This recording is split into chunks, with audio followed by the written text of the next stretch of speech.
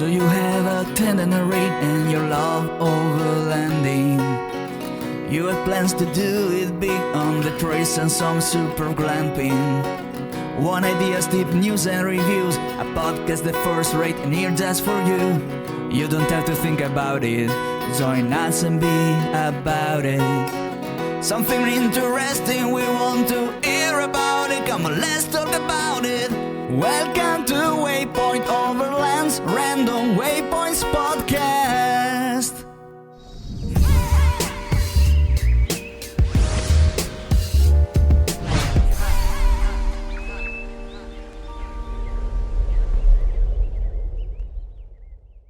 Sponsored by MIDLAND Communication for Every Adventure, the industry leader in radio communication technology and innovation for over 50 years.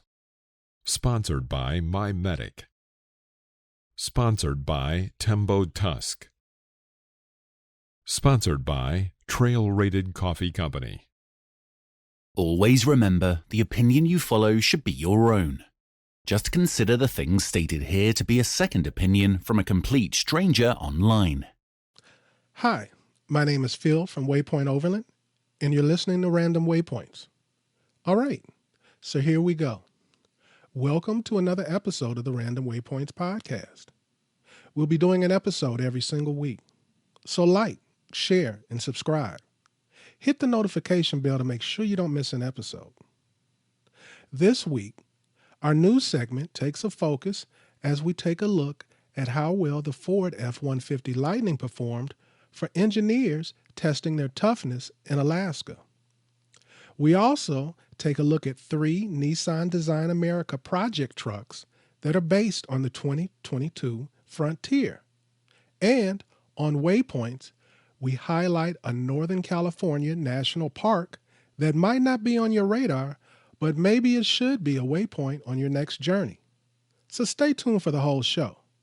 But first, let's take a look at the news. During this segment, we'll cover various topics with a connection to overlanding in some way. It could be land use news regarding the national parks or the Bureau of Land Management. We'll keep you up to date on any auto industry news when it pertains to relevant and potential overlanding vehicles. There will be camping and outdoor industry news, as well as photography and video, fishing, hiking, and on and on. Now, here's the news. As part of the global community, Ford is deeply concerned about the invasion of Ukraine and the resultant threats to peace and stability. The situation has compelled us to reassess our operation in Russia. In recent years, Ford has significantly wound down its Russian operations, which now focus exclusively on commercial van manufacturing and Russian sales through a minority interest in the Solars Ford joint venture. Given the situation, we have today informed our JV partners that we are suspending our operations in Russia, effective immediately until further notice.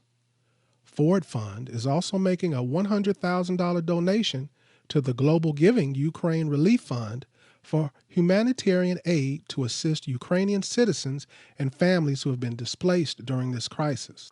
This winter, Ford engineers spent 2 weeks in the heart of Alaska in minus 30-degree temperatures to continue fine-tuning the F-150 Lightning pickup performance on low-traction surfaces like snow and ice and in extreme cold to give customers maximum confidence. Alaska provides the extremely cold temperatures, snow, and ice-covered surfaces that we need to push the F-150 Lightning in this type of testing, which is really focused on dialing in how the truck delivers its power to the ground on slippery surfaces, said Cameron Dillon, F-150 Lightning powertrain engineer. Customers may not regularly see minus 30-degree mornings like we are seeing here, but they will see winter cold, snow, and icy roads, and they should feel confident their F-150 Lightning is ready for it all. Formerly called low-mu testing, this type of powertrain evaluation looks at how the all-electric powertrain adjusts power delivery to the wheels on low-traction surfaces, usually snow and ice in extremely cold temperatures. And what better place to test that than at a restricted military base in Alaska? Ford engineers drove a fleet of 6 F-150 Lightning pre-production units on various types of winter surfaces such as loose snow, packed groom snow, complete ice, half concrete surfaces, and more. The F-150 Lightning pickup truck can sense wheel slip and adjust power to the wheels within milliseconds, benefiting from the quick responses of the all-electric powertrain. F-150 Lightning in the snow is a very different ballgame compared to gas vehicles, said Nick Harris, F-150 Lightning powertrain engineer. The responses are extremely quick, and the dual motors make it as if you have two engines pumping out power in our vehicle. A lot of our work is to coordinate the two motors to work together to best deliver torque to the ground so that customers who drive in the snow and ice ultimately feel very confident. F-150 Lightning offers stability and confidence in slippery conditions thanks to benefits attributed to its all-electric powertrain and built-for tough functionality. Standard dual motor front and rear, standard always-on 4x4, quick torque delivery, standard electronic locking rear differential, selectable drive modes, low center of gravity for even more confidence handling. Engineers are able to adjust the calibration in real time while testing, helping to maximize efficiency during the 12-hour test days. In addition to Alaska, the F-150 Lightning powertrain team has conducted low-mu testing in Michigan's Upper Peninsula, Borrego Springs, Johnson Valley, and at Ford's Michigan Proving Grounds near Romeo, just one of many elements of the robust built Ford Tough Endurance regime the F-150 Lightning goes through. Customer deliveries of the 2022 F-150 Lightning truck begin this spring. Nissan displayed a trinity of modified 2022 Frontier trucks at the Chicago Auto Show recently. The three Nissan Design America project trucks are based on the 2022 Frontier, which is available now at Nissan dealers nationwide. The Project 72X, Project Hardbody, and Project Adventure, while all sharing the same 2022 Frontier Crew Cab platform, they address three different mid-size truck audiences and start with three different Frontier grade levels, S, SV, and Pro 4X respectively. All three of the Frontier concept trucks combine readily available Nissan and aftermarket parts and accessories with custom design pieces and custom graphics. The Project 72X is a modern take on one of Nissan's most popular trucks, the Datsun 720, first introduced in fall 1979. The 720 eventually became the first vehicle assembled by Nissan in the United States when it rolled off the line of the then-new Smyrna, Tennessee vehicle assembly plant in 1983.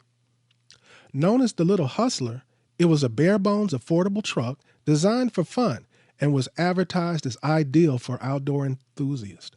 For the 2022 interpretation, the design team used gray exterior tones and graphics for a sense of modern cool attitude, a look reinforced by the white painted steel wheels, a 2.5-inch lift, and sport bar behind the cab.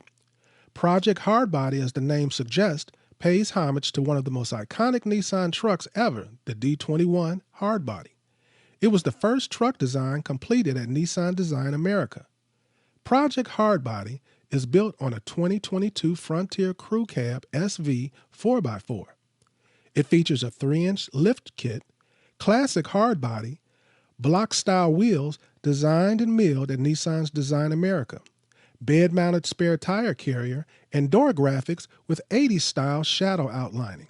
Project Adventure is the design group's take on the current popular overlanding trend and features a 5-inch lift, 34-inch mud terrain tires, and a special carbon fiber snorkel. A key feature of the Project Adventure is the custom body wrap depicting an atlas of the U.S. After backlash, Rivian backtracked on price hikes in a letter from the founder and CEO of the company. U.S. electric vehicle startup Rivian Automotive Incorporated said on Tuesday it was raising the starting price of its R1T electric pickup trucks by about 17%, and its R1S sport utility vehicles by about 20%, citing inflationary pressure and higher component costs. The price increases would have affected many of the customers who already placed pre-orders for the vehicles. Customers expressed frustration and threatened to cancel orders on social media. This prompted a letter in response from the CEO of Rivian stating, "It was wrong, and we broke your trust in Rivian. We also didn't manage communications well." He also went on to state, "In speaking with many of you over the last 2 days, I fully realize and acknowledge how upset many of you felt. I have made a lot of mistakes since starting Rivian more than 12 years ago, but this one has been the most painful. I am truly sorry and committed to rebuilding your trust." For anyone with a Rivian pre-order, as of March 1st, pricing and announcement, your original configured price will be honored. If you canceled your pre-order on or after March 1st and would like to reinstate it, Rivian will restore your original configuration, pricing, and delivery time. One Alaskan man illegally hunted a Canadian bighorn sheep. A year later, that very hunt got him in trouble. Donald Lee had gone for a sheep hunt in a remote area of Alaska near the National River. The area he was hunting in was close to the Canadian border of Yukon Territory, and Lee knew it.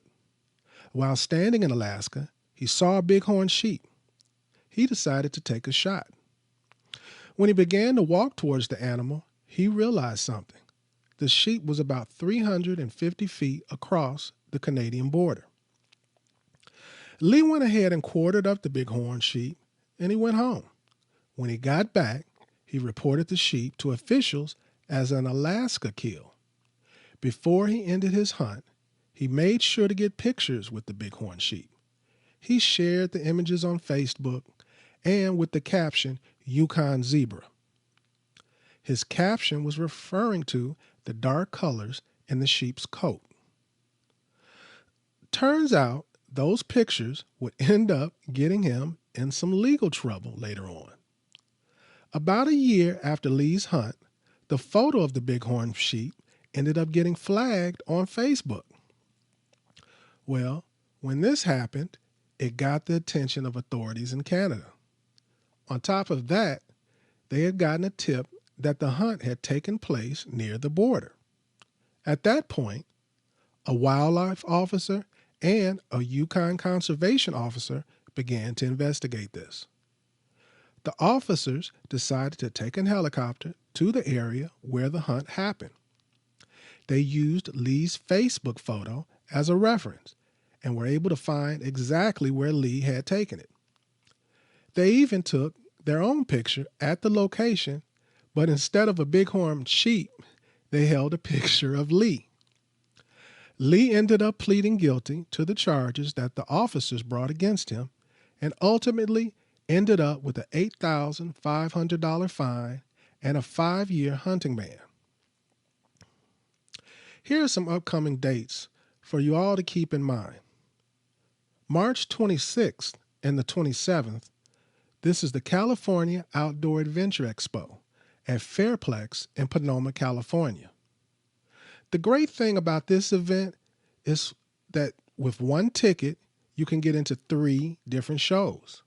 You have the California Power Sports Expo, California Outdoor Adventure Expo, and the Radio Control Expo. The California Power Sports Expo is the #1 outdoor power sports event to check out the latest in ATVs, dirt bikes, electric bikes, and overlanding. You'll even see RVs and boats. If it's got power, it's going to be at this show. Then there's the California Outdoor Adventure Expo. It has wall-to-wall vendors showcasing the latest in camping, fishing, and hiking gear. You can also meet with destination travel, wellness, and fitness companies to get your adventure started. And last but not least, your ticket gives you admission to Radio Control Expo. This is the world's largest radio control show. You can check out airplanes, helicopters, and first-person view drone racing demos, meet product experts, and see the latest in tech. It's a weekend of fun for family and friends. The 2022 Touratech Rally West is June 23rd through 26th in Plain, Washington. The Touratech Rally began 12 years ago as a small customer appreciation weekend that involved riding, camping, and sharing good times around the campfire.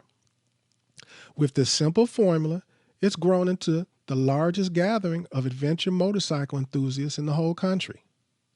The 2022 rally will begin on Thursday, June 23rd at noon, and ends at 1 p.m. on Sunday, June 26th.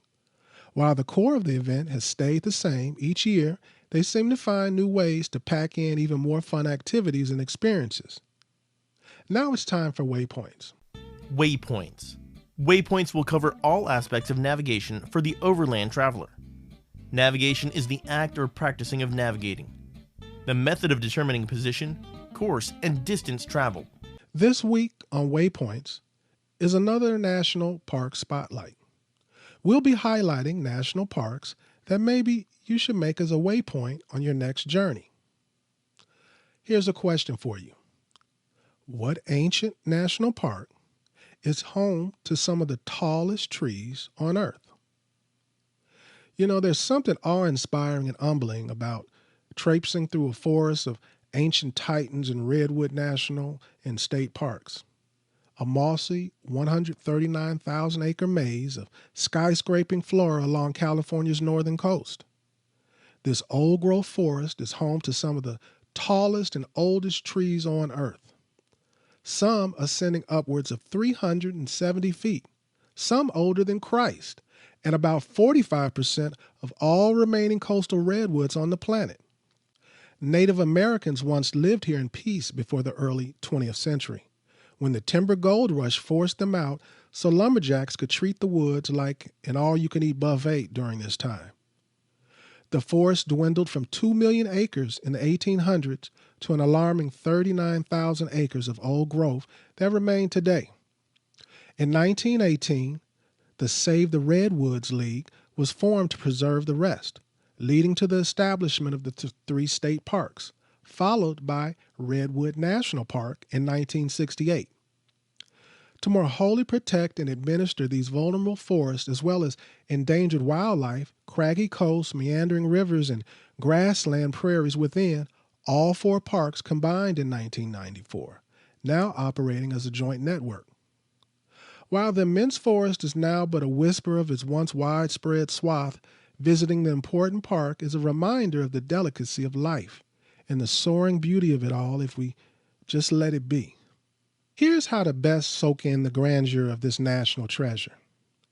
All the requisite national park goodies are up for grabs in Redwood National and State Parks. From leisurely hiking trails, kayaking, cycling, to scenic drives so distractingly beautiful that you'll need to actively remind yourself to pay attention to the road. No matter your fitness level or time constraints, the park has a trail for everyone. And beyond the trails, there's much to explore on and in water as well. Tide poolings, an immersive pastime along the rugged rocky coast where visitors can wade through icy water during low tide to marvel at multicolored sea stars and watch for whales and seals. Further inland, kayaking is another aquatic adventure all its own. If you're undeterred by potential Bigfoot encounters and you'd like to stay the night in or around Redwood National and State Parks, well, you're in luck. The park has 4 developed campgrounds, all managed by California State Parks, and all of which can accommodate tents and small RVs or camper vans. They're all quite popular in the summer, and reservations are encouraged. Well, that wraps up another episode of the podcast. We hope that you like, share, and subscribe. And with that, I want everybody to stay safe, tread lightly, and hopefully I'll see you here or on a trail soon. You have been listening to Waypoint Overland's Random Waypoints. Like, subscribe, and stay tuned for more.